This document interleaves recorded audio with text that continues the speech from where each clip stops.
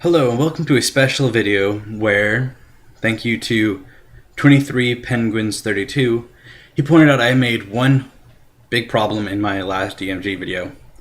I didn't explain really why the DMG was disliked, why I don't like it. And also the video had some problems because I noticed afterward that it wasn't my best work because I was sick that day-ish, wasn't feeling good. And in hindsight, it wasn't a very good review. So today I'm here to correct that mistake. Now, we'll just start with how. We'll go through all the table of contents, and I'll explain each bit, why I don't like it, why I like it. The first bit, how to be a GM. It honestly is no different. There's really no point to comment on. It's really no different than every other DMG's how to be a GM.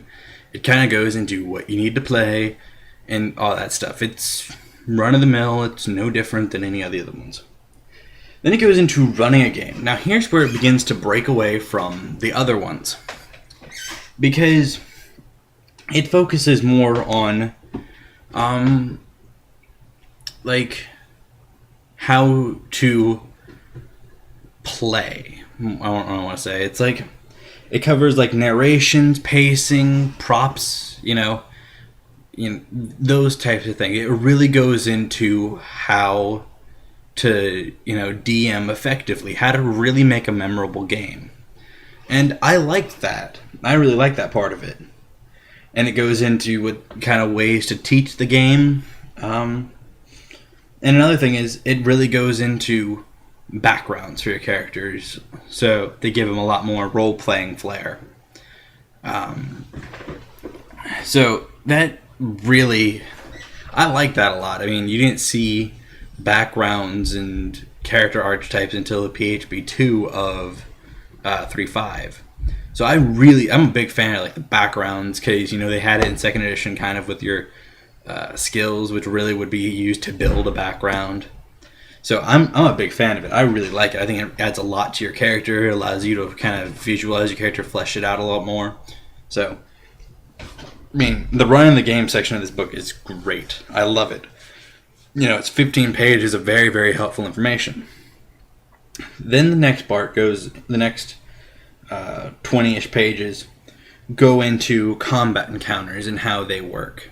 Because like how to build them with the new system, because they got rid of the stupid CR system, and they gave kind of like an XP bank, because they went back to the second edition way of doing monsters where they get a flat XP value. So then they were like, well, and then where second edition didn't tell you how to build an encounter, over here they're like, all right, well, roughly in this area of experience points should be used to build this level of encounter. So I really like that, because it's a much more efficient system than the CR system, because CR system didn't account for certain things. For example, I think an orc warrior was like CR 1/2.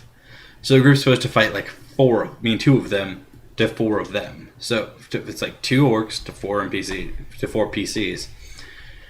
Orc can deal a D8, D12 plus 4, I think 3 or 4. Now you hit the wizard with that wizard could die instantly. You crit someone, people could just die flat out. So I didn't like the CR system. I thought it wasn't well thought out. I didn't think it really balanced well. So I digress, though. I moved too far off topic. But the combat encounters, they go into how the disease work, aquatic combat, mounted combat, forced movement and terrain, things like that. And then, building encounters is next, and that's where it really goes into it.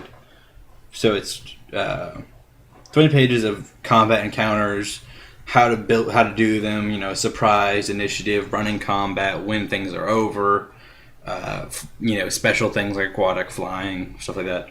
Then it goes into building encounters, and it has a couple of encounter templates, ideas for how to do stuff. Some sample encounters that you could test and view and build stuff off of. Then it goes into non-combat encounters, where it details the skill challenge system, which I like, to an extent.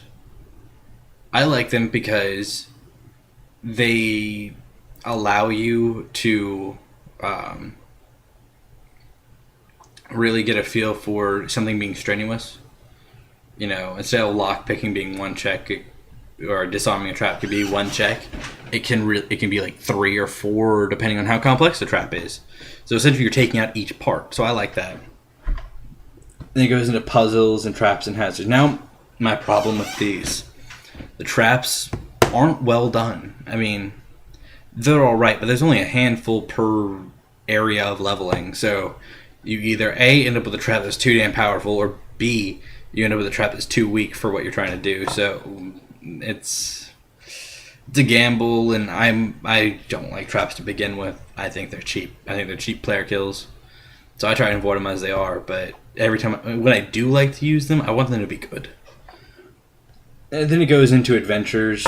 I feel that they used that. I mean, I kind of like how they went into publishing adventures, like how those are supposed to be run. I mean, they only give them like 2 pages, but it kind of goes into that.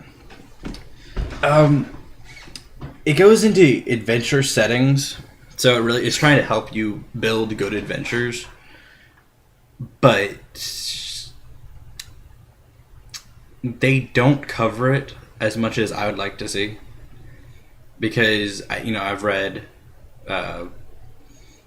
other. I think only the second edition was the one that published it. The how to make adventures. It was like campaign settings. It was campaign source book and creative campaigning book. I mean, these are 2 fabulous books devoted to how to build your game, how to play your game, it's just great books. So after reading those, honestly, all these DMGs and their ideas annoy me, because I've read those 2 books and they are really, really helpful. And DMGs just aren't, none of them. Second edition didn't have it, 3 didn't have it, 3.5 doesn't have it, Pathfinder doesn't even have it. They don't go into depth as much as I want to see after reading those books. So, not a fan there. Rewards. I hate the reward system for this game when this book came out, because they got rid of the random treasure system, and I wasn't a fan of that. I really, really, really liked the random treasure that they had in previous editions.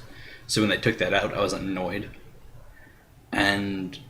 But they did it forced me. I made up my own random treasure chart that I still use even after they put out theirs, because I like my magic. I have a table for magic items, which they do not have. They expect you to just kind of pick at random. I prefer to roll. Unless, of course, I'm obviously specifically giving them something. But they do kind of go into optional, other types of rewards that are not monetary. They're not, standard treasure. They're like favor, fame, things like that. Which, they never go on the character sheet. The DM jots them down. But I enjoy that. I like that idea. That they actually they're like, you might consider giving your players something other than money. You can give them influence. So I enjoy that a lot. It goes into campaigns, kind of how to do them. But much like the adventure, it's got the same flaw as the adventure system. I'm just don't like it. After reading those 2 books. But like the adventure system, they're just like every other DMG kind of thing. Brief overview of a lot of things. This one, of course, details how tiers of play are supposed to work, because they broke them up into heroic being early level, paragon being mid level, and epic being late levels. And I like that because it really gives it definitive. At this point, your character is more likely to be doing country saving things. This one, world saving. This one, like plane saving. So I like that. And then we get to the really big part of the book where I do not like it. It totals about 60 pages. This is the back end of this book I do not like. But that's just me. Because the back end of the book, 2 of the 3, so 30 and then 20. So about 50 pages of the back end of the book I do not like.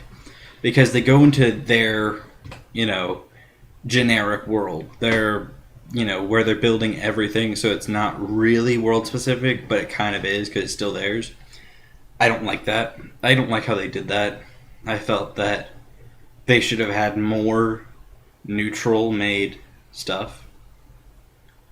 But that's just my personal preference. I honestly just homebrew the crap out of all their generic stuff and put it in my world, or it's just what I do because I hate how they did that. I despise it.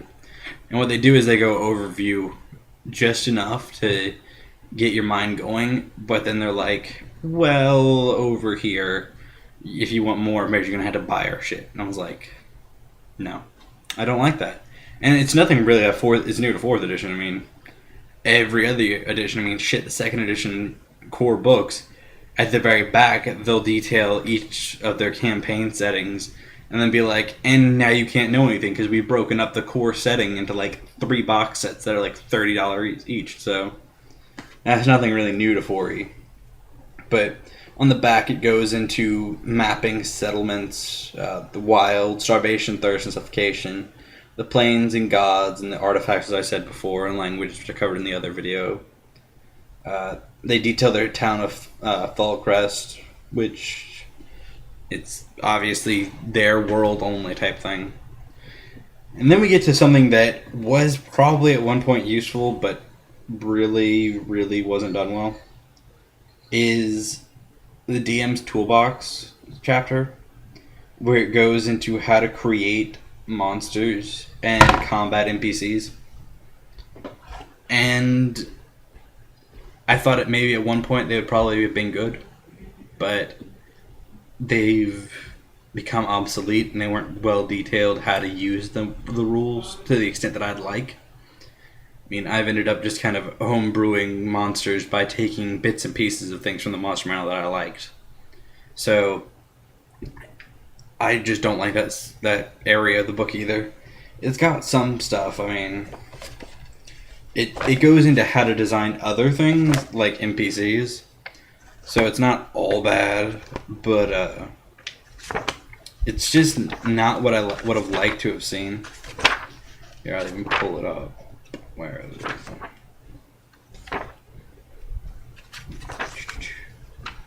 But then it kind of goes into how to create house rules if you're going into it, and has, prompting questions of why you're changing it.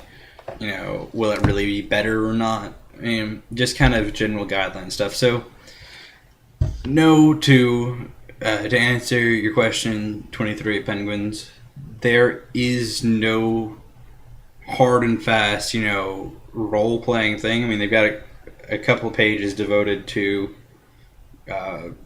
character backgrounds and design and stuff like that. But they really don't go into role-playing. But, I mean, do you really need your rule setting? I mean, you shouldn't need the rule setting to tell you have to roleplay. I mean, that's my mentality. I mean, the game doesn't dictate how much I roleplay. I dictate how much I roleplay. I mean, I know people, it's a big fault with theirs. They're like, 4E doesn't encourage role-playing. But do you really need the system to encourage your role-playing? I mean, you're supposed to kind of leave the system and make it your own, and to do that, that's just what I'm saying. I mean, don't take it offensively, but if that's your beef, then my question is, why does the book need to tell you to roleplay? But so until next time, have a good one, and thank you again for the critique 23. It was helpful, and I think other people will now find this video helpful. Until next time, have a good one.